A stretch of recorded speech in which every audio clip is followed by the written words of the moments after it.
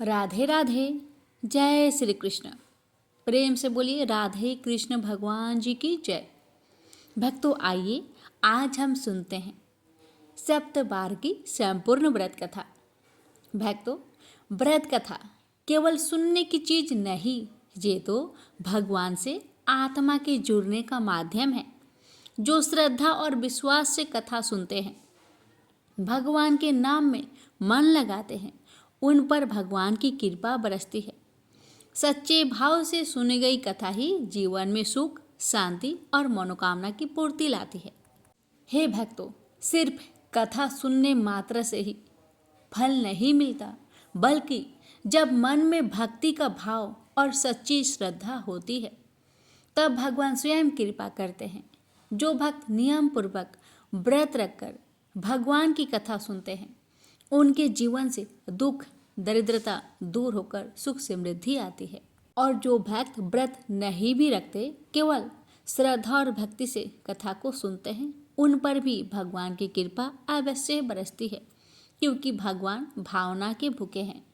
आइए कथा का शुभ आरंभ करते हैं। प्रेम से बोलिए सप्तबार की सभी देवी देवताओं की जय।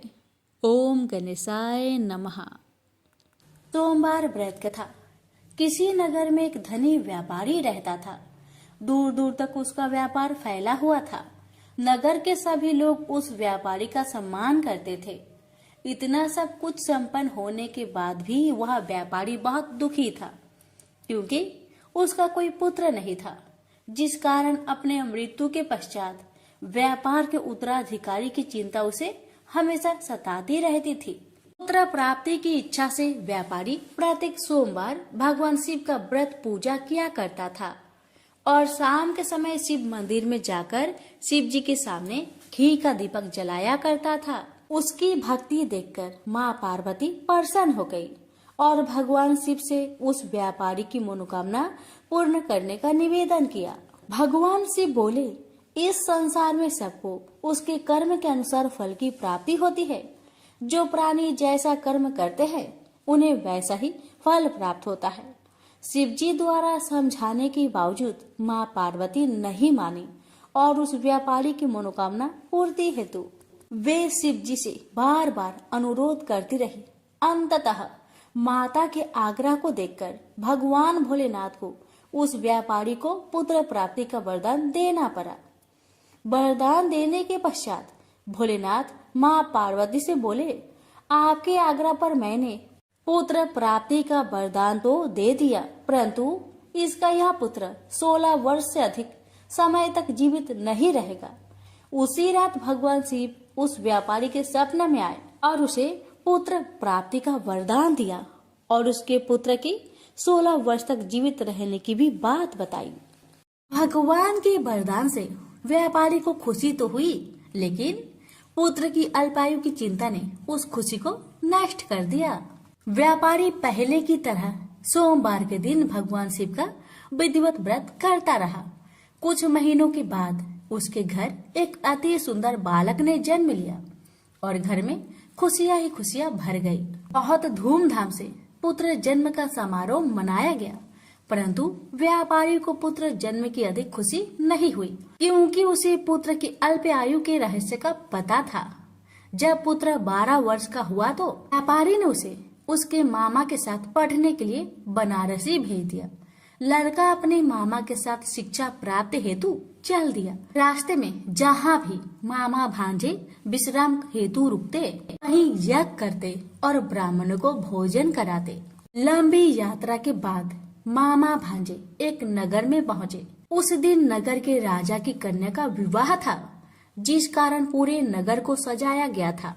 निश्चित समय पर बारात आ गई, लेकिन वर का पिता अपने बेटे के एक आंख से काने होने के कारण बहुत चिंतित था। उसे भय था कि इस बात का पता चलने पर कहीं राजा विवाह से इनकार न कर दे, इससे उसकी बदनामी भी होगी। जब वर के पिता ने व्यापारी के पुत्र को देखा तो उसके मस्तिष्क में एक विचार आया। उसने सोचा, क्यों ना इस लड़के को दुल्हा बनाकर राजकुमारी से विवाह करा दूं। विवाह के बाद इसको धन देकर विदा कर दूंगा और राजकुमारी को अपने नगर ले जाऊंगा। वर के पिता ने लड़के के मामा से इस संबंध में बात की। मामा ने धन मिलने की लालच में वर के पिता की बात को स्वीकार कर ली। लड़के को दूल्हे का वस्त्र पहनाकर राजकुमारी से विवाह कर दिया गया। राजा ने बहुत सारा धन देकर राजकुमारी को विदा किया। शादी के बाद लड़का जब राजकुमारी के साथ लौट रहा था तो वह सच नहीं छिपा सका और उसने राजकुमारी की ओढ़नी पर लिख दिया, राजकुमारी, तुम्हारा विवाह मेरे साथ हुआ था। मैं तो बनारसी पढ़ने के लिए जा रहा हूँ और अब तुम्हें जिस नवयुवक की पत्नी बनना पड़ेगा वह कान्हा है। जब राजकुमारी ने अपनी ओढ़नी पर लिखा हुआ पढ़ा तो उसने कान्हे लड़के के साथ जाने से इनकार कर दिया। राजा को जब ये सब बातें पता लगी तो उसने राजकुमारी को महल में ही रख लिया। उधर लड़का अपने मामा के साथ बनारसी पहुंच गया और गुरुकुल में पढ़ना शुरू कर दिया। जब उसकी आयु 16 वर्ष की हुई तो उसने यज्ञ किया। यज्ञ की समाप्ति पर ब्राह्मणों को भोजन करवाया और खूब अन्य वस्त्र दान किए। रात को वह अपने शयन कक्ष में सो गया। शिव के वरदान के अनुसार शयन अवस्था में ही उसके प्राण पेखरू उड़ गए। सूर्योदय पर मामा मृत भांजे को देखकर रोने पिटने लगा। आसपास के लोग भी एकत्र होकर दुख प्रकट करने लगे। लड़के के मामा के रोने विलाप करने के स्वर समीप से गुजरते हुए भगवान शिव और माता पार्वती ने भी सुने। माता पार्वती ने भगवान से कहा, प्राणनाथ, मुझे इसके रोने का स्वर सहन नहीं हो रहे। आप इस व्यक्ति के कष्ट को अवश्य दूर करें। भगवान शिव ने माता पार्वती के साथ अदृश्य रूप में समीप जाकर देखा तो भोलेनाथ माता पार्वती से बोले, यह तो उसी व्यापारी का पुत्र है जिसे मैंने 16 वर्ष की आयु का वरदान दिया था। इसकी आयु पूरी हो गई है। माँ पार्वती ने फिर भगवान शिव से निवेदन कर उस बालक को जीवन देने का आग्रह किया। माता पार्वती के आग्रह पर भगवान शिव ने उस लड़के को जीवित होने का वरदान दिया और कुछ ही पल में वह जीवित होकर उठ बैठा। शिक्षा समाप्त करके लड़का मामा के साथ अपने नगर की ओर चल दिया। दोनों चलते हुए उसी नगर में पहुंचे जहां उसका विवाह हुआ था। उस नगर में भी यज्ञ का आयोजन किया। समीप से गुजरते हुए नगर के राजा ने यज्ञ का आयोजन देखा और उसने तुरंत ही लड़के और उसके मामा को पहचान लिया। यज्ञ के समाप्त होने पर राजा मामा और लड़के को महल में ले गया और कुछ दिन उन्हें महल में रखकर बहुत सा धन वस्त्र आदि देकर राजकुमारी के साथ विदा कर दिया। इधर भूखे प्यासे रहकर व्यापारी और उसकी पत्नी बेटे की प्रतीक्षा कर रहे थे। उन्होंने प्रतिज्ञा कर रखी थी कि यदि उन्हें अपने बेटे की मृत्यु का समाचार मिला तो दोनों अपने प्राण त्याग देंगे। परंतु जैसे ही उसने बेटे के जीवित वापस लौटने का समाचार सुना तो वह बहुत परेशान हुआ। वह अपनी पत्नी और मित्रों के साथ नगर के द्वार पर पहुंचा। अपने बेटे के विवाह का समाचार सुनकर पुत्र वधू राजकुमारी को देखकर उसकी खुशी का ठिकाना न रहा। उसी रात भगवान शिव ने व्यापारी को सपने में आकर कहा, हे श्रेष्ठी, मैंने तेरे सोमवार व्रत करने और व्रत कथा सुनने से प्रसन्न होकर तेरे पुत्र को लंबी आयु प्रदान की है। पुत्र की लंबी आयु जानकर व्यापारी बहुत प्रसन्न हुआ। शिव भक्त होने तथा सोमवार का व्रत करने से व्यापारी की सभी मनोकामनाएं पूर्ण हुई। इसी प्रकार जो भक्त सोमवार का विधिवत व्रत करते हैं और व्रत कथा सुनते हैं उनकी सभी इच्छाएं पूरी होती है। उनसे बोलिए उमापति शंकर भगवान की जय। मंगलवार व्रत कथा। व्यास जी ने कहा, एक बार नैमिषारण्य तीर्थ में 80,000 मुनि एकत्र होकर पुराणों के ज्ञाता श्री सूत जी से पूछने लगे, हे महामुने, आपने हमें अनेक पुराणों की कथाएं सुनाई हैं। आप कृपा करके हमें ऐसा व्रत और कथा बताइए जिसके करने से संतान की प्राप्ति हो तथा मनुष्य को रोग, शोक, अग्नि, सर्व दुख आदि का भय दूर हो, क्योंकि कलयुग में सभी जीवों की आयु बहुत कम है। फिर इस पर उन्हें रोग चिंता के कष्ट लगे रहेंगे तो फिर वह श्री हरि के चरणों में अपना ध्यान कैसे लगा सकेंगे। श्री सूत जी बोले, हे मुनियों, आपने लोक कल्याण के लिए बहुत ही उत्तम बात पूछी है। एक बार युधिष्ठिर ने भगवान श्री कृष्ण से लोक कल्याण के लिए यही प्रश्न किया था। भगवान श्री कृष्ण और युधिष्ठिर का संवाद तुम्हारे सामने कहता हूं, ध्यान देकर सुनो। एक समय पांडवों की सभा में श्री कृष्ण जी बैठे हुए थे। तब युधिष्ठिर ने भगवान श्री कृष्ण से प्रश्न किया, हे प्रभु, नंद नंदन, गोविंद, आपने मेरे लिए अनेकों कथाएं सुनाई हैं। आज आप कृपा करके ऐसा व्रत या कथा सुनाइए जिसके करने से मनुष्य को रोग चिंता का भय समाप्त हो और उसको पुत्र की प्राप्ति हो। हे प्रभु, बिना पुत्र के जीवन व्यर्थ है। पुत्र के बिना मनुष्य नरकगामी होता है। पुत्र के बिना मनुष्य पितृ ऋण से छुटकारा नहीं पा सकता और ना ही उसका पुण्यक नामक नरक से उद्धार हो सकता है। अतः पुत्रदायक व्रत बतलाइए। श्री कृष्ण भगवान बोले, हे राजन, मैं एक प्राचीन इतिहास सुनाता हूँ, आप उसे ध्यान पूर्वक सुनो। कुंडलपुर नामक एक नगर था। उसमें नंदा नामक एक ब्राह्मण रहता था। भगवान की कृपा से उसके पास सब कुछ था, फिर भी वह दुखी था। उसका कारण यह था कि ब्राह्मण की स्त्री सुनंदा की कोई संतान न थे। सुनंदा पतिव्रता थी, भक्ति पूर्वक श्री हनुमान जी की आराधना करती थी। मंगलवार के दिन व्रत करके अंत में भोजन बनाकर हनुमान जी का भोग लगाने के बाद स्वयं भोजन करती थी। एक बार मंगलवार के दिन ब्राह्मणी गृह कार्य की अधिकता के कारण हनुमान जी को भोग ना लगा सके, तो इस पर उसे बहुत दुख हुआ। उसने कुछ भी नहीं खाया और अपने मन में प्रण किया कि अब तो अगले मंगलवार को ही हनुमान जी का भोग लगाकर अन्न जल ग्रहण करूंगी। ब्राह्मणी सुनंदा प्रतिदिन भोजन बनाती, श्रद्धापूर्वक पति को खिलाती, परंतु स्वयं भोजन नहीं करती और मन ही मन श्री हनुमान जी की आराधना करती। इसी प्रकार 6 दिन गुजर गए और ब्राह्मणी सुनंदा अपने निश्चय के अनुसार भूखी प्यासी निराहार रही। अगले मंगलवार को ब्राह्मणी सुनंदा प्रातः काल ही बेहोश होकर गिर पड़ी। ब्राह्मणी सुनंदा की इस असीम भक्ति के प्रभाव से श्री हनुमान जी बहुत प्रसन्न हुए और प्रकट होकर बोले, सुनंदा, मैं तेरी भक्ति से बहुत प्रसन्न हूँ, तू उठ और वर मांग। सुनंदा अपने आराध्य देव श्री हनुमान जी को देखकर आनंद की अधिकता से विह्वल हो श्री हनुमान जी के चरणों में गिरकर बोली, हे प्रभु, मेरे कोई संतान नहीं है, कृपा करके मुझे संतान प्राप्ति का आशीर्वाद दे, आपकी अति कृपा होगी। श्री महावीर जी बोले, तेरी इच्छा पूर्ण होगी, तेरे एक कन्या पैदा होगी, उसके अष्टांग प्रतिदिन सोना दिया करेंगे। इस प्रकार कहकर श्री महावीर जी अंतर्ध्यान हो गए। ब्राह्मणी सुनंदा बहुत हर्षित हुई और सभी समाचार अपने पति से कहा।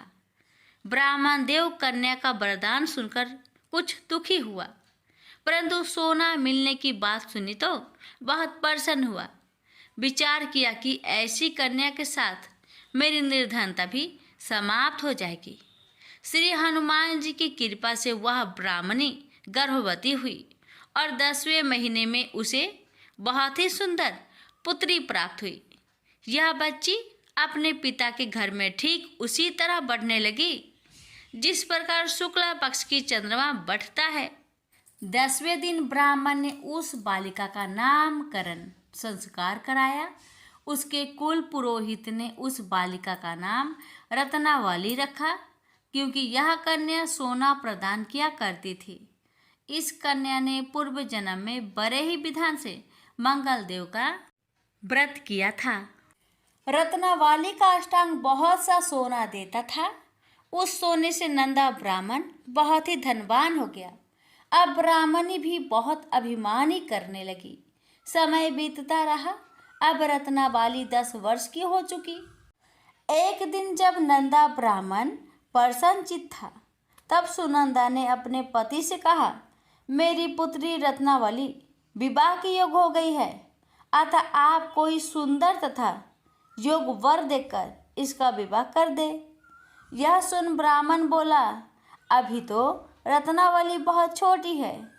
तब ब्राह्मणी बोली, शास्त्रों की आज्ञा है कि कन्या 8वें वर्ष में गौरी, 9 वर्ष में रोहिणी, 10वें वर्ष में कन्या, इसके पश्चात रजवाला हो जाती है।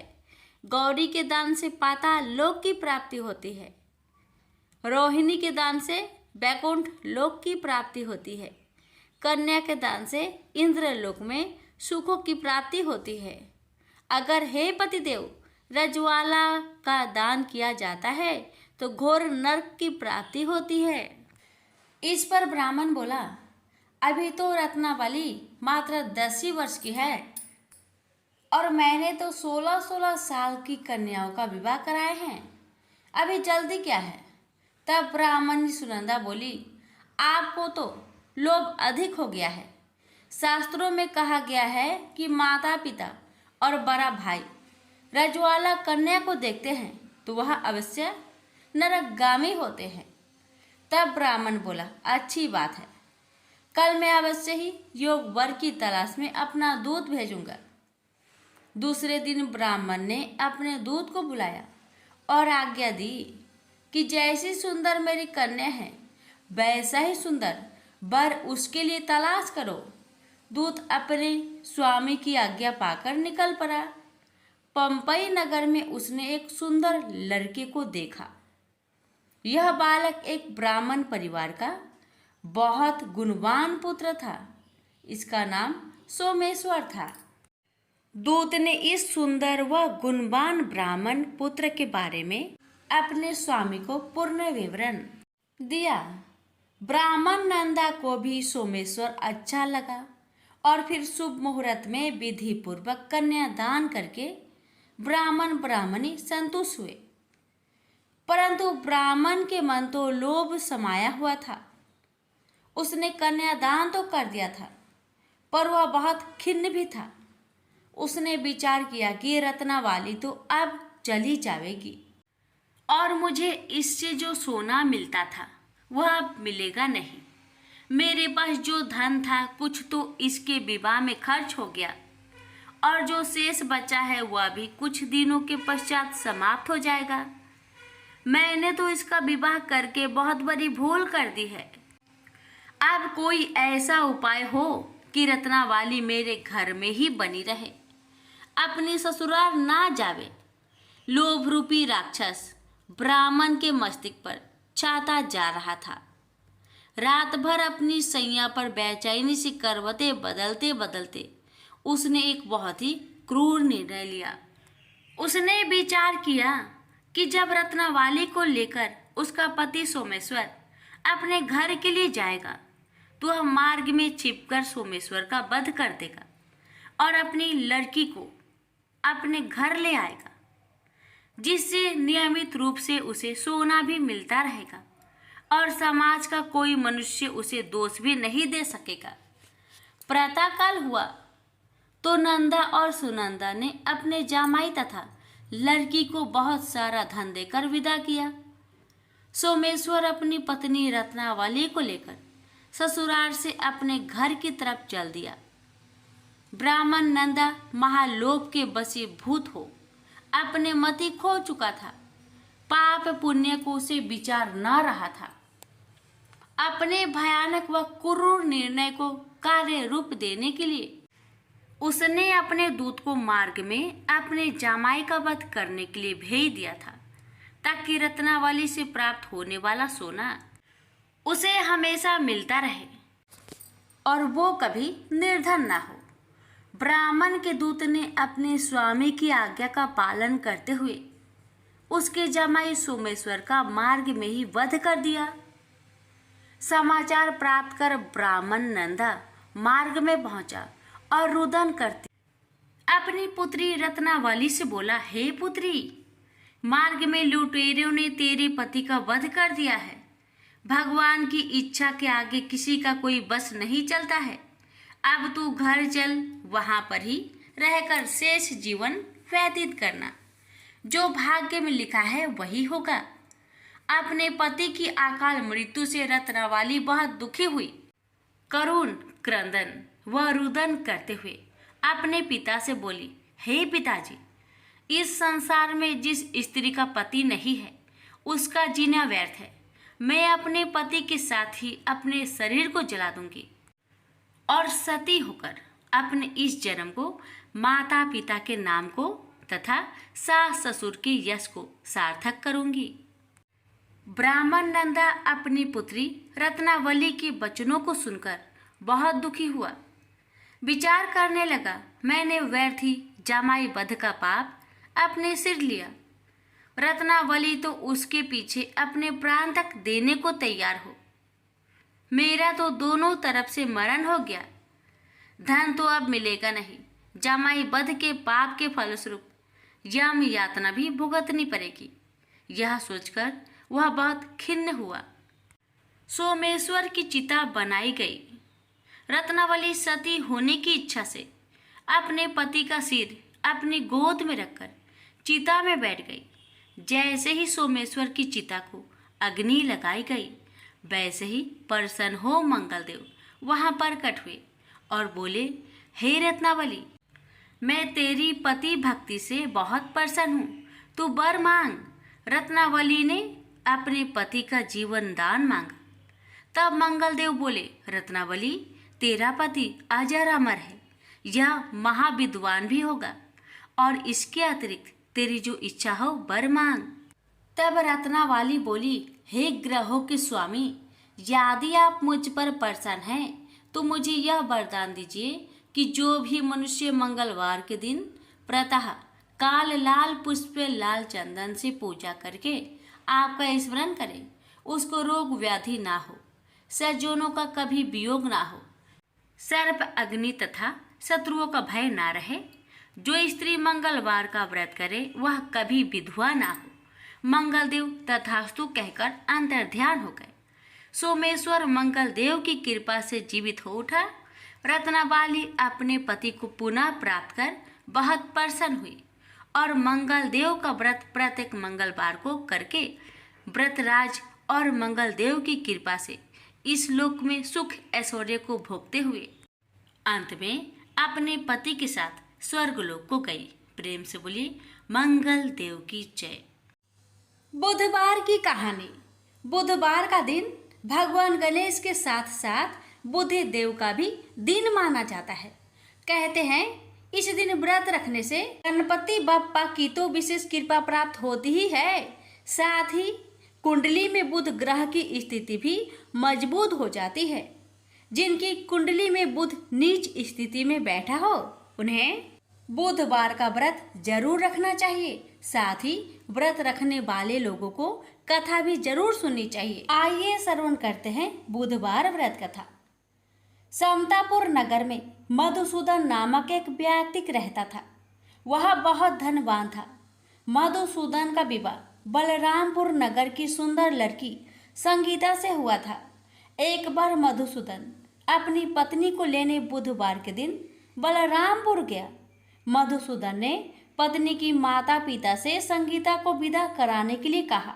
माता पिता बोले, बेटा आज बुधवार है, बुधवार को किसी भी शुभ कार्य के लिए यात्रा नहीं करते। लेकिन मधुसूदन नहीं माना। उसने ऐसी शुभ अशुभ की बात को न मानने की बात कही। दोनों ने बैलगाड़ी से यात्रा प्रारंभ की। 2 कोस की यात्रा के बाद उसकी गाड़ी का एक पहिया टूट गया। वहां से दोनों ने पैदल ही यात्रा शुरू की। रास्ते में संगीता को प्यास लगी। मधुसूदन उसे एक पेड़ के नीचे बैठाकर जल लेने चला गया।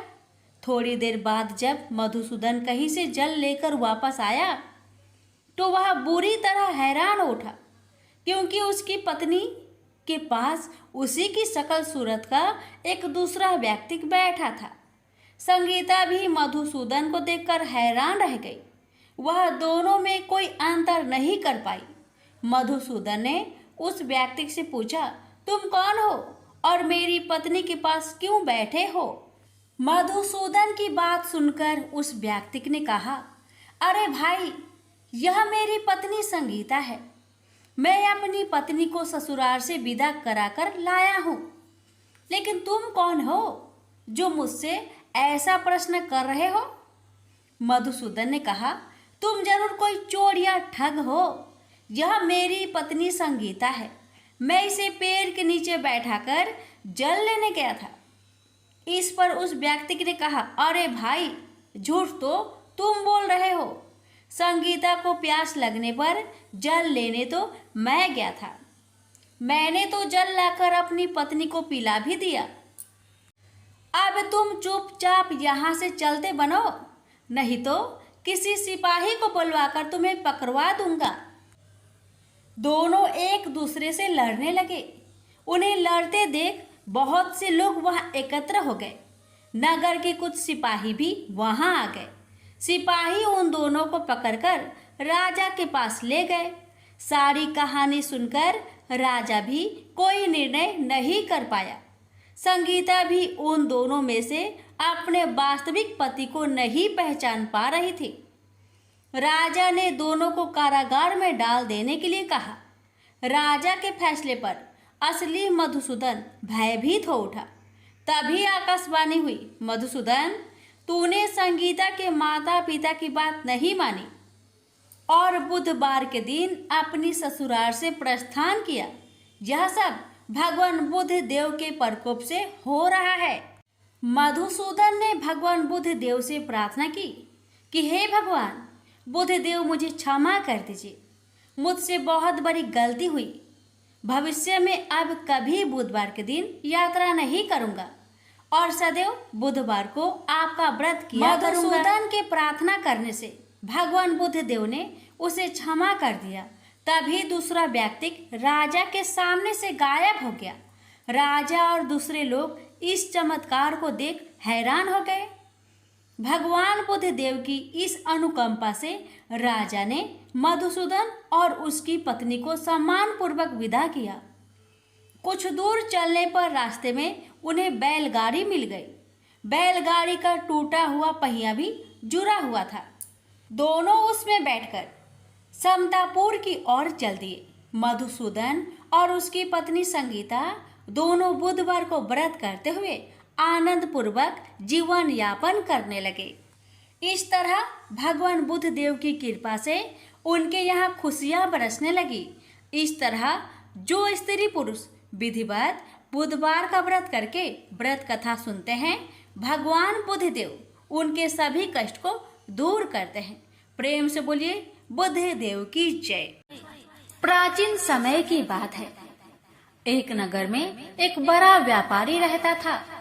वह जहाजों में माल लदवाकर दूसरे देशों में भेजा करता था। वह जिस प्रकार अधिक धन कमाता था, उसी प्रकार जी खोलकर दान भी करता था। परंतु उसकी पत्नी अत्यंत कंजूस थी। वह किसी को एक दमड़ी भी दान नहीं देती थी। एक बार सेठ जब दूसरे देश व्यापार करने गया तो पीछे से बृहस्पति भगवान साधु का वेश धारण करके व्यापारी की पत्नी के समक्ष उपस्थित हुए और भिक्षा मांगने लगे। तब व्यापारी की पत्नी ने साधु महाराज से कहा, हे साधु महाराज, मैं इस दान और पुण्य से तंग आ गई हूँ। आप कोई ऐसा उपाय बताए जिससे मेरा सारा धन नष्ट हो जाए और मैं आराम से रह सकूं। मैं यह धन लूटता हुआ नहीं देख सकती। बृहस्पति भगवान ने कहा, हे देवी, तुम बड़ी विचित्र हो। संतान और धन से कोई दुखी होता है भला? अगर अधिक धन है तो इसे शुभ कार्यों में लगाओ। कुंवारी कन्याओं का विवाह करवाओ। विद्यालय और बाग बगीचों का निर्माण कराओ। ऐसे पुण्य कार्य करने से तुम्हारा लोक परलोक सार्थक हो सकता है। परंतु साधु की इन बातों से व्यापारी की पत्नी को खुशी नहीं हुई। उसने कहा, मुझे ऐसी धन की आवश्यकता नहीं है जिसे मैं दान में दूं। तब बृहस्पति देव बोले, यदि तुम्हारी ऐसी इच्छा है तो तुम एक उपाय करना। 7 बृहस्पतिवार घर को गोबर से लिपना और अपने केसों को पीली मिट्टी से धोना। केसों को धोते समय स्नान भी करना। व्यापारी से हजामत बनाने को कहना। भोजन में मांस मदिरा खाना। कपड़े अपने घर धोना। ऐसा करने से तुम्हारा सारा धन नष्ट हो जाएगा। इतना कहकर बृहस्पति भगवान अंतर ध्यान हो गए। व्यापारी की पत्नी ने बृहस्पति देव के कहे अनुसार 7 बृहस्पतिवार वैसा ही करने का निश्चय किया।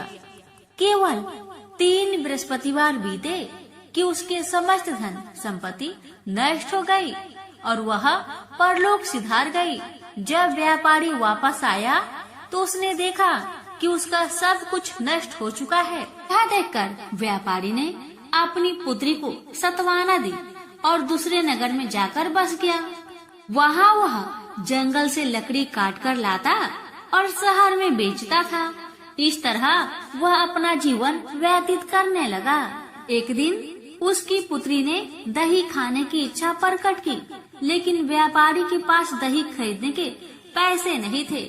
वह अपनी पुत्री को अवशासन देकर जंगल में लकड़ी काटने चला गया। वह एक वृक्ष के नीचे बैठकर अपनी पूर्व दशा पर विचार करके रोने लगा। उस दिन बृहस्पतिवार का दिन था। तभी वहाँ बृहस्पति देव साधु के रूप में सेठ के पास आए और बोले, हे मनुष्य, तू इस जंगल में किस चिंता में बैठा है? तब व्यापारी बोला, हे महाराज, आप सब कुछ जानते हैं। इतना कहकर व्यापारी अपनी कहानी सुनाकर रो पड़ा। बृहस्पति भगवान बोले, देखो बेटा, तुम्हारी पत्नी ने बृहस्पति देव का अपमान किया था, इसी कारण तुम्हारा यह हाल हुआ है। लेकिन अब तुम किसी प्रकार की चिंता मत करो। तुम गुरुवार के दिन बृहस्पति देव का पाठ करो।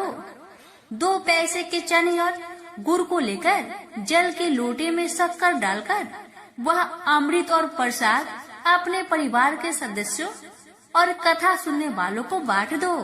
स्वयं भी प्रसाद और चरणामृत लो। भगवान तुम्हारा अवश्य कल्याण करेंगे।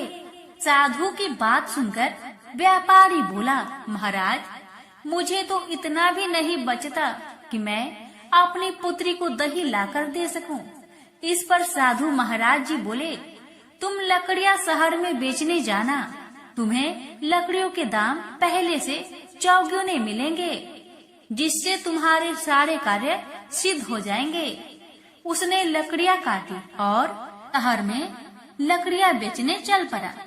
उसकी लकड़ियां अच्छे दाम में बिक गई, जिससे उसने अपनी पुत्री के लिए दही लिया और साथ ही साथ गुरुवार की कथा हेतु चना गुड़ लेकर कथा की और प्रसाद बांटकर स्वयं भी खाया।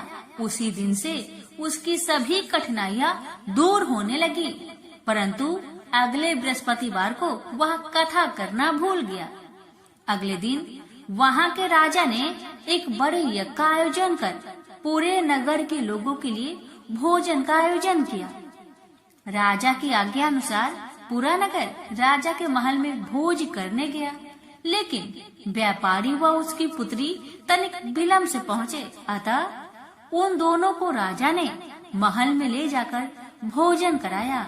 जब वे दोनों लौटकर आए, तब रानी ने देखा कि उनका खूंटी पर टंगा हार गायब है। रानी को व्यापारी और उसकी पुत्री पर संदेह हुआ कि उसका हार उन दोनों ने ही चुराया है। रानी ने सारा कहानी राजा को सुनाया। फिर राजा की आज्ञा से उन दोनों को कारावास की कोठरी में कैद कर दिया गया। कैद में पड़कर दोनों अत्यंत दुखी हुए। वहाँ उन्होंने बृहस्पति देवता को याद किया। बृहस्पति देव ने प्रकट होकर व्यापारी को उसकी भूल का आभास कराया और उन्हें सलाह दी कि गुरुवार के दिन कैद खाने के दरवाजे पर तुम्हें 2 पैसे मिलेंगे। उनसे तुम चने और मुनक्का मंगवाकर विधि पूर्वक बृहस्पति देवता का पूजन करो, तुम्हारे सब दुख दूर हो जाएंगे। बृहस्पतिवार को कैद खाने के द्वार पर उन्हें 2 पैसे मिले। बाहर सड़क पर एक स्त्री जा रही थी। व्यापारी ने उसे बुलाकर गुड़ और चने लाने को कहा। इस पर वह स्त्री बोली, मैं अपनी बहू के लिए गहने ले जा रही हूँ, मेरे पास समय नहीं है। इतना कहकर वह आगे चली गई। थोड़ी देर बाद वहाँ से एक और स्त्री निकली। व्यापारी ने उसे बुलाकर कहा कि हे बहन, मुझे बृहस्पतिवार की कथा करनी है, तुम मुझे 2 पैसे का गुड़ और चना लाकर दो। बृहस्पति देव का नाम सुनकर वह स्त्री बोली, भाई मैं तुम्हें अभी गुड़ और चना लाकर देती हूँ। मेरा इकलौता पुत्र मर गया है, मैं उसके लिए कफन लेने जा रही थी, लेकिन मैं पहले तुम्हारा काम करूँगी और उसके बाद मैं अपने पुत्र के लिए कफन लाऊंगी। वह स्त्री बाजार से व्यापारी के लिए गुड़ चना ले आई और स्वयं भी बृहस्पति देव की कथा सुनी। कथा समाप्त होने पर वह स्त्री कफन लेकर अपने घर गई। घर पर लोग उसके पुत्र की लाश को राम नाम सत्य है कहते हुए शमशान ले जाने की तैयारी कर रहे थे। स्त्री बोली, मुझे अपने लड़के का मुख देख लेने दो। अपने पुत्र का मुख देखकर उस स्त्री ने उसके मुंह में प्रसाद और चंद्रामृत डाला। प्रसाद और चंद्रामृत के प्रभाव से वह पुनः जीवित हो गया। पहली स्त्री जिसने बृहस्पति देव का निरादर किया था, वह जब अपने पुत्र की विवाह हेतु पुत्र वधू के लिए गहने लेकर लौटी और जैसे ही उसका पुत्र घोड़ी पर बैठकर निकला, वैसे ही घोड़ी ने ऐसी उछाल मारी कि वह घोड़ी से गिरकर मर गया। जहाँ देख स्त्री रो रो कर बृहस्पति देव से क्षमा याचना करने लगी। उस स्त्री की याचना से बृहस्पति देव साधु के वेश में वहाँ पहुंचकर कहने लगे, देवी तुम्हें अधिक विलाप करने की आवश्यकता नहीं है, यह बृहस्पति देव का अनादर करने का कारण हुआ है। तुम वापस जाकर मेरे भक्त से क्षमा मांगकर कथा सुनो, तभी तुम्हारी मनोकामना पूर्ण होगी। जेल में जाकर उस स्त्री ने व्यापारी से माफी मांगी और कथा सुनी। कथा के उपरांत वह प्रसाद और चंद्रामृत लेकर अपने घर वापस आई। घर आकर उसने चंद्रामृत अपने मृत पुत्र के मुख में डाला। चंद्रामृत के प्रभाव से उसका पुत्र भी जीवित हो उठा। उसी रात बृहस्पति देव राजा के सपने में आए और बोले, हे राजन, तूने जिस व्यापारी और उसके पुत्री को जेल में कैद कर रखा है वह बिल्कुल निर्दोष है। तुम्हारी रानी का हार वहीं खूंटी पर टंगा है। दिन निकला तो राजा रानी ने हार पर खूंटी लटका हुआ देखा। राजा ने उस व्यापारी और उसकी पुत्री को रिहा कर दिया और उन्हें आधा राज्य देकर उसकी पुत्री का विवाह उच्च कुल में करवाकर दहेज में हीरे जवाहरात दिए। एक समय की बात है। काशी निवासी धनंजय की पत्नी का नाम सुलक्षणा था। उसे अन्य सब सुख प्राप्त थे, केवल निर्धनता ही उसके दुख का एकमात्र कारण थी। यह दुख उसे हर समय सताता रहता था। एक दिन सुलक्षणा पति से बोली, स्वामी आप कुछ उद्यम करो तो काम चले। इस प्रकार कब तक काम चलेगा? सुलक्षणा की बात धनंजय के मन में बैठ गई और वह उसी दिन विश्वनाथ शंकर जी को प्रसन्न करने के लिए बैठ गया और कहने लगा, हे देवाधिदेव विश्वेश्वर, मुझे पूजा पाठ कुछ नहीं आता है, केवल आपके भरोसे बैठा हूँ। इतनी विनती करके वह 2-3 दिन भूखा प्यासा बैठा रहा। यह देखकर भगवान शंकर ने उसके कान में अन्नपूर्णा अन्नपूर्णा अन्नपूर्णा इस प्रकार 3 बार कहा। यह कौन क्या कह गया? इसी सोच में धनंजय पड़ गया कि मंदिर से आते ब्राह्मणों को देखकर पूछने लगा, पंडित जी अन्नपूर्णा कौन है? ब्राह्मणों ने कहा, तू अन्न छोड़कर बैठा है, सो तुझे अन्न की बात सूझती है, जा घर जाकर अन्न ग्रहण कर। धनंजय घर गया, स्त्री से सारी बात कही। वह बोली, नाथ चिंता मत करो, स्वयं शंकर जी ने यह मंत्र दिया है, वे स्वयं ही खुलासा करेंगे, आप फिर जाकर उनकी आराधना करो। धनंजय फिर जैसा कि तैसा पूजा में बैठ गया। रात्रि में शंकर जी ने आज्ञा दी और कहा, तू पूर्व दिशा में चला जा, वहां अन्नपूर्णा का नाम जपता जाता और रास्ते में फल खाता, झरनों का पानी पीता जाता। इस प्रकार कितने ही दिनों तक चलता गया। वहां उसे चांदी सी चमकती वन की शोभा देखने में आई। सुंदर सरोवर देखने में या उनके किनारे कितनी ही अप्सराएं झुंड बनाए बैठी थी। एक कथा सुनाती और सब मिलकर माँ अन्नपूर्णा इस प्रकार बार बार कहती थी। जहाँ अगहन मास की उजेली रात्रि थी और आज से ही व्रत का प्रारंभ था। जिस शब्द की खोज करने वह निकला था वह उसे वहां सुनने को मिला। धनंजय ने उसके पास जाकर पूछा, हे देवियों, आप यहाँ क्या करती हो? उन सब ने कहा, हम माँ अन्नपूर्णा का व्रत करती हैं। धनंजय ने पूछा, व्रत पूजा करने से क्या होता है? यह किसी ने किया भी है? इसे कब किया जाए? कैसा व्रत है और कैसी विधि है? मुझसे भी विस्तार से बताओ। वे कहने लगी, इस व्रत को सब कोई कर सकते हैं। 21 दिन तक के लिए 21 गांठ का सूत लेना चाहिए।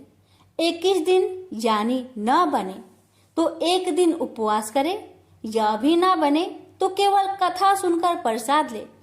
निराहार रहकर कथा कहे, कथा सुनने वाला कोई न मिले तो पीपल के पत्तों को रख, सुपारी या घृत कुमारी वृक्ष को सामने कर, दीपक को साक्षी कर, सूर्य गाय तुलसी या महादेव को बिना कथा सुनाए मुख में दाना न डाले।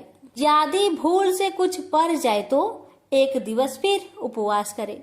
व्रत के दिन क्रोध न करे और झूठ ना बोले। धनंजय बोला, इस व्रत के करने से क्या होगा? वे कहने लगी, इसके करने से अंधों को नेत्र मिले, लुल्लू को हाथ मिले, निर्धन के घर धन आए, बाझिन को संतान मिले, मूर्ख को विद्या आए। जो जिस कामना से व्रत करे माँ उसकी इच्छा पूरी करती है। वह कहने लगा, बहनों, मेरे पास भी धन नहीं है, विद्या नहीं है, कुछ भी तो नहीं है। मैं तो दुखिया ब्राह्मण हूँ, मुझे इस व्रत का सूत दोगी? हाँ भाई, तेरा कल्याण हो, हम तुम्हें अवश्य देंगे। ले, इस व्रत का मंगल सूत्र ले। धनंजय ने व्रत किया। व्रत पूरा हुआ तभी सरोवर में से 21 खंड की स्वर्ण सीढ़ी हीरा मोती जड़ी हुई प्रकट हुई। धनंजय अन्नपूर्णा अन्नपूर्णा कहता जाता था। इस प्रकार कितनी ही सीढ़ियां उतर गया तो क्या देखता है कि करोड़ों सूर्य से प्रकाशमान अन्नपूर्णा का मंदिर है। उसके सामने स्वर्ण सिंहासन पर माता अन्नपूर्णा विराजमान है। सामने भिक्षा हेतु शंकर भगवान खड़े हैं। देवांगनाएं चवर डुलाती है, कितनी ही हथियार बांधे पहरा देती है। धनंजय दौड़कर जगदम्बा के चरणों में गिर गया। देवी उसके मन का कलेश जान गई। धनंजय कहने लगा, माता, आप तो अंतर्यामी हो, आपको अपनी दशा क्या बताऊं? माता बोली, मेरा व्रत किया है, जा, संसार तेरा सत्कार करेगा। माता ने धनंजय की जिह्वा पर बीज मंत्र लिख दिया। अब तो उसके रोम रोम में विद्या प्रकट हो गई। इतने में क्या देखता है कि वह काशी विश्वनाथ के मंदिर में खड़ा है। माँ का वरदान ले धनंजय घर आया। सुलक्षणा से सब बात कही। माता जी की कृपा से उसके घर में संपत्ति उमड़ने लगी। छोटा सा घर बहुत बड़ा गिना जाने लगा। जैसे शहद के छत्तों में मक्खियां जमा होती है, उसी प्रकार अनेक सगे संबंधी आकर उसकी बड़ाई करने लगे। कहने लगे, इतना धन और इतना बड़ा घर, सुंदर संतान नहीं हो तो इस कमाई का कौन भोग करेगा? सुलक्षणा से संतान नहीं है, इसलिए तुम दूसरा विवाह करो। अनिच्छा होते हुए भी धनंजय को दूसरा विवाह करना पड़ा और सुलक्षणा को सौत का दुख उठाना पड़ा।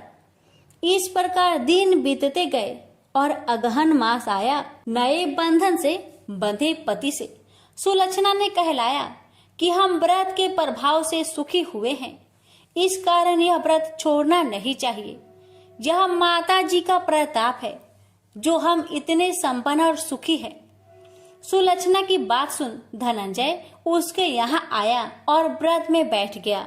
नई बहू को इस व्रत की खबर नहीं थी। वह धनंजय की आने की राह देख रही थी। दिन बीतते गए और व्रत पूर्ण होने में 3 दिवस बाकी थे कि नई बहू को खबर पड़ी। उसके मन में ईर्ष्या की ज्वाला दहकने लगी थी। सुलक्षणा के घर आ पहुंची और उसने वहां भगदड़ मचा दी। वह धनंजय को अपने साथ ले गई। नए घर में धनंजय को थोड़ी देर के लिए निंद्रा ने आ दबाया। इसी समय नई बहू ने उसका व्रत का सूत तोड़कर आग में फेंक दिया। अब तो माता जी का कोप जाग गया। घर में अकस्मात आग लग गई। सब कुछ जलकर खाक हो गया। सुलक्षणा जान गई और पति को फिर अपने घर ले आई। नई बहू रूठकर माता पिता के घर जा बैठी। पति को परमेश्वर मानने वाली सुलक्षणा बोली, नाथ घबराना नहीं, माता जी की कृपा अलौकिक है। पुत्र कुपुत्र हो जाता है पर माता कुमाता नहीं होती। अब आप श्रद्धा और भक्ति से आराधना शुरू करो, वे जरूर हमारा कल्याण करेगी।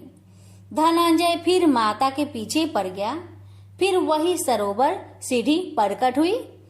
उसमें माँ अन्नपूर्णा कहकर वह उतर गया। वहां जा माता जी के चरणों में रुदन करने लगा। माता प्रसन्न होकर बोली, यह मेरी स्वर्ण की मूर्ति ले, उसकी पूजा करना, तू फिर सुखी हो जाएगा। जा, तुझे मेरा आशीर्वाद है। तेरी स्त्री सुलक्षणा ने श्रद्धा से मेरा व्रत किया है, उसे मैंने पुत्र दिया है। धनंजय ने आंखें खोली तो खुद को काशी विश्वनाथ के मंदिर में खड़ा पाया। वहां से फिर उसी प्रकार घर को आया। इधर सुलक्षणा के दिन चढ़े और महीने पूरे होते ही पुत्र का जन्म हुआ। गांव में आश्चर्य की लहर दौड़ गई। इस प्रकार उसी गांव के निसंतान सेठ के पुत्र होने पर उसने माता अन्नपूर्णा का मंदिर बनवा दिया। उसमें माता जी धूमधाम से पधारी, यज्ञ किया और धनंजय को मंदिर के आचार्य का पद दे दिया। जीविका के लिए मंदिर की दक्षिणा और रहने के लिए बड़ा सुंदर सा भवन दिया। धनंजय स्त्री पुत्र सहित वहां रहने लगा। माता जी के चढ़ावे में भरपूर आमदनी होने लगी।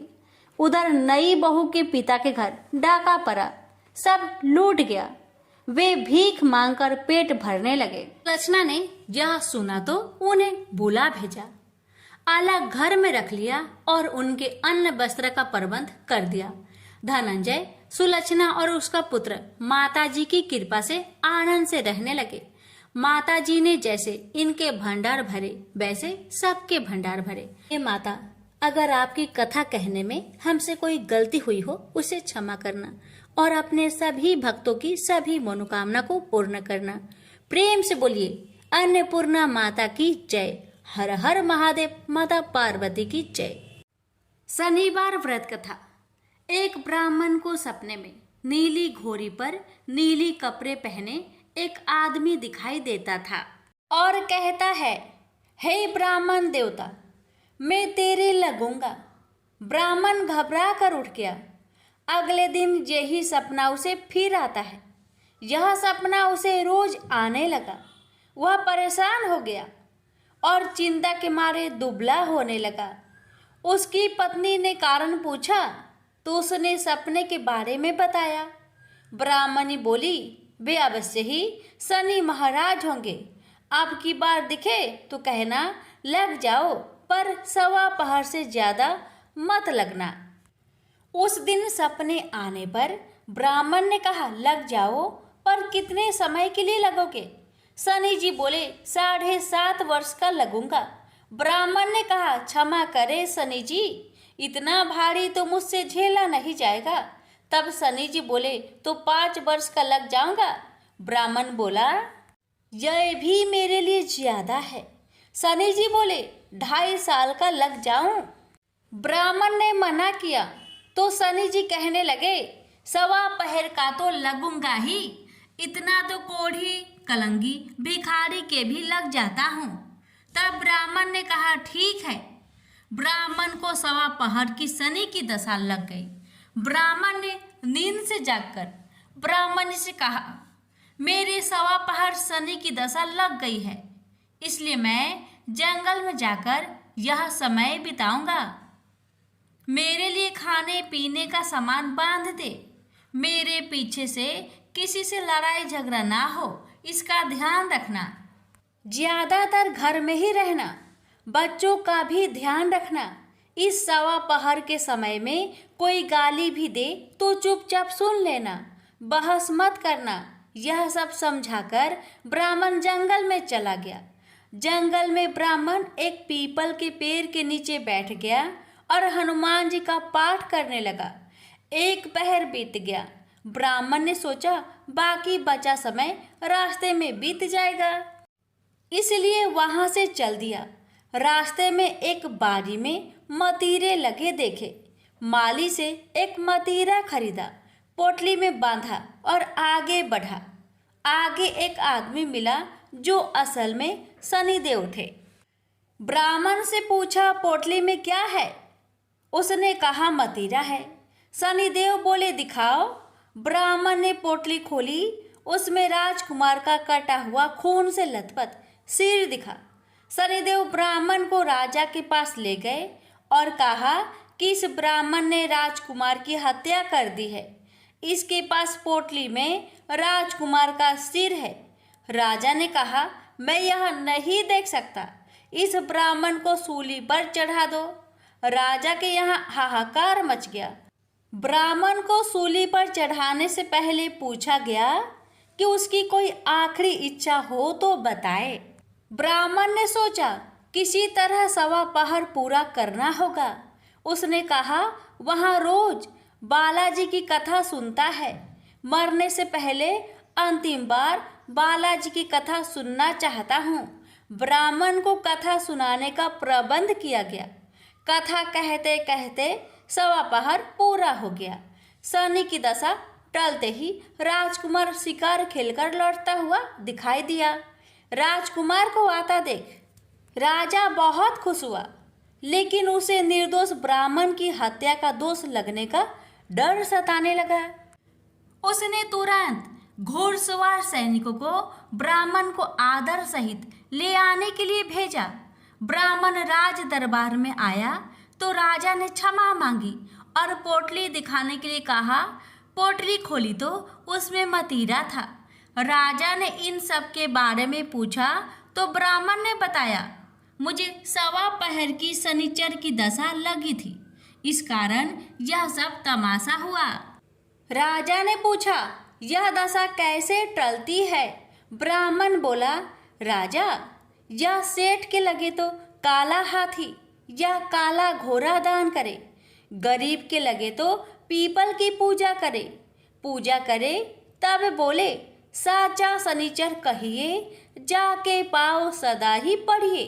शनि की कहानी सुने, तिल का तेल और काला उड़द दान करे, काले कुत्ते को तेल से चुपर कर रोटी खिलाए तो शनिचर की दशा उतर जाती है। राजा ने उसे मतीरा वापस दे दिया। घर आकर ब्राह्मण ने मतीरा काटा तो उसमें बीज की जगह हीरे मोती निकले। ब्राह्मण ने पूछा, यह कहाँ से लाए? आप तो कह रहे थे कि शनि की दशा लगी है। ब्राह्मण ने कहा, जब दशा लगी थी तो यही मतीरा राजकुमार का सिर बन गया था। उतरती दशा के शनि जी निहाल कर गए। हे शनि देवता, जैसे ब्राह्मण के शनि की दशा लगी वैसे किसी को ना लगे। प्रेम से बोलिए शनि देव की जय। प्राचीन काल में एक नगर में एक वृद्धा रहती थी।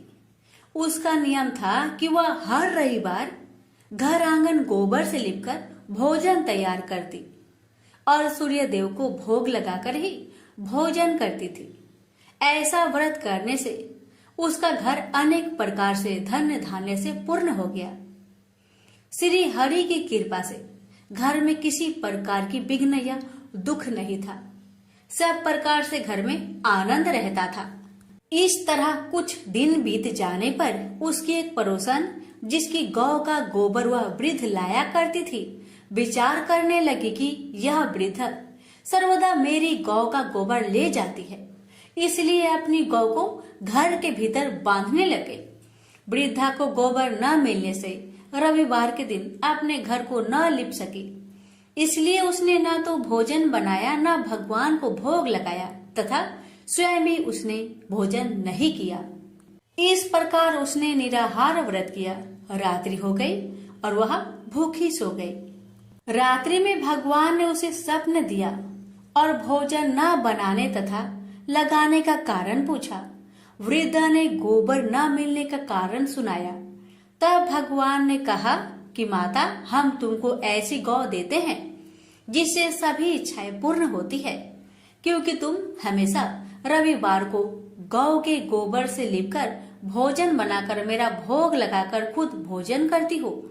इससे मैं खुश होकर तुमको वरदान देता हूँ।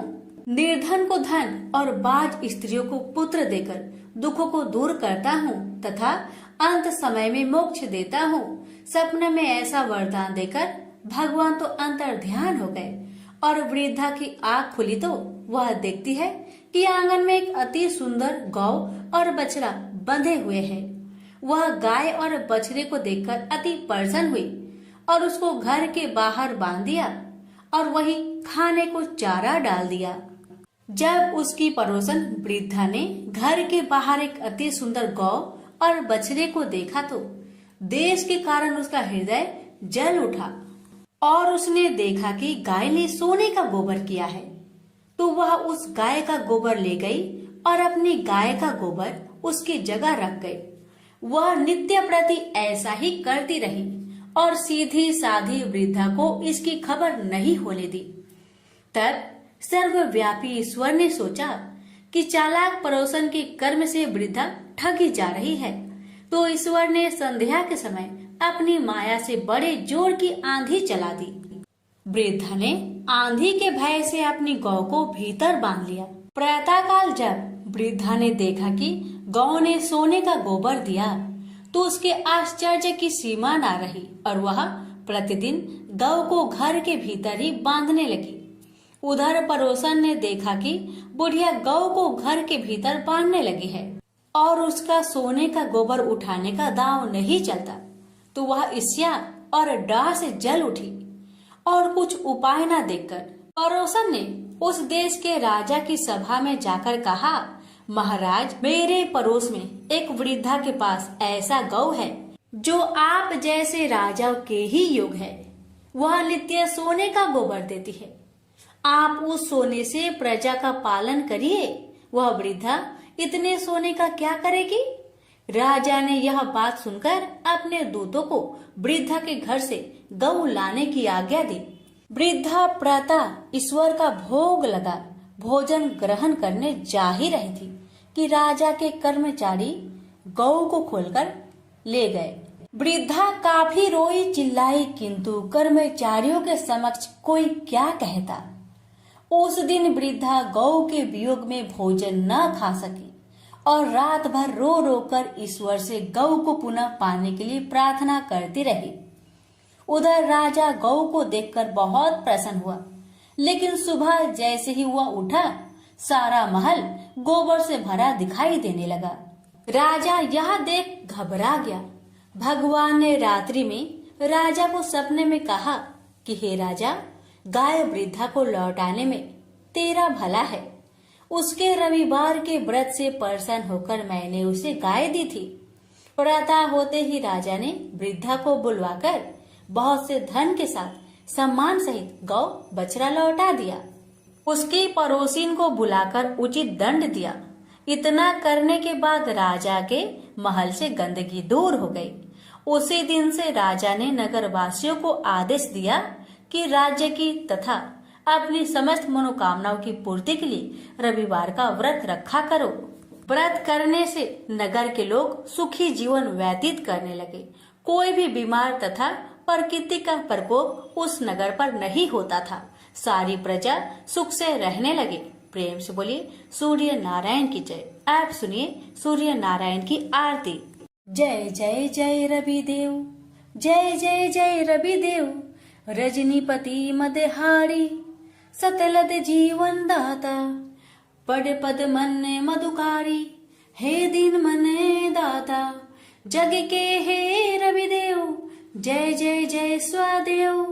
नभ मंडल के बानी, ज्योति प्रकाशक देवा, निज जन हित सुख राशि, तेरी हम सब सेवा करते हैं रवि देव। जय जय जय रवि देव, कनक बदन मन मोहित, रुचिरी प्रभा प्यारी, नित्य मंडल से मंडित, अजर अमर छवि धारी, हे सूरवीर रवि देव, जय जय जय रवि देव, जय जय जय रवि देव, जय जय जय रवि देव। रजनीपति मदहारी, सतलत जीवन दाता। प्रेम से बोलिए सूर्य नारायण की जय।